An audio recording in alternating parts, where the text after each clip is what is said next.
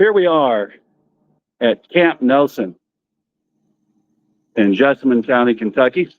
Behind me, we've got the cemetery, the National Cemetery, and this is dedicated to the address by President Lincoln at the dedication of the Gettysburg National Cemetery, where, of course, he said, 77 years ago, our fathers brought forth on this continent a new nation, conceived in liberty and dedicated to the proposition that all men are created equal. Of course, we know the speech goes on, but the end of it, he highly resolved that these dead shall not have died in vain, that this nation under God shall have a new birth of freedom, and that government of the people, by the people, for the people, shall not perish from the earth.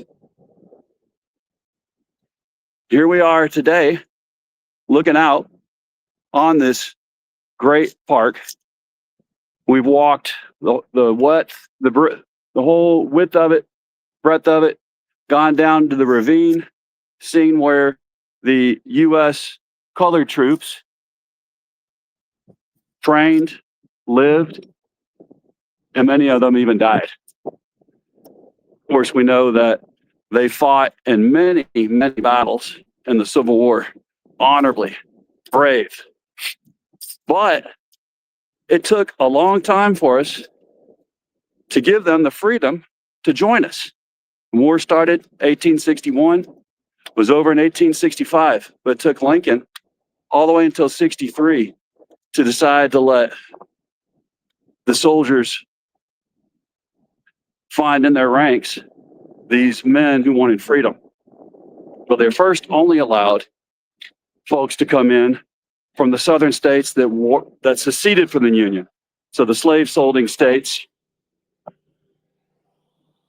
that were part of the Confederacy. Kentucky initially did not allow its African-American citizens to join the U.S. military because Kentucky was a Union state and a slave state. Took to the end of the war, the end of it, for us to get over that and finally allow any man who could make it off of a plantation, if he could make it here, he could be free. Even then, their family, their wives, their children, they were still in bondage, still in slavery.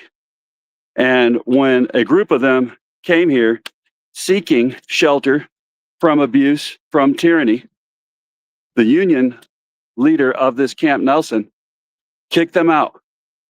400 something of them. And 102 that November froze or died of disease. Those are women and children. These are the women and children whose father and husband was fighting for this nation. So it wasn't until one of the Union soldiers here, who was an abolitionist, reported back to the papers in the East on this atrocity that finally we said not only could the men make it here and get freedom, but so could their families. Now, we know that this is something that we want to erase as DEI, right? But we're trying to erase an important part of our liberty, of our history. This should never be forgotten. These men should not have died in vain. So that's it for today. Let's all love one another, treat one another with kindness. Remember, we are our brother's keeper. We are our sister's keeper. Check out.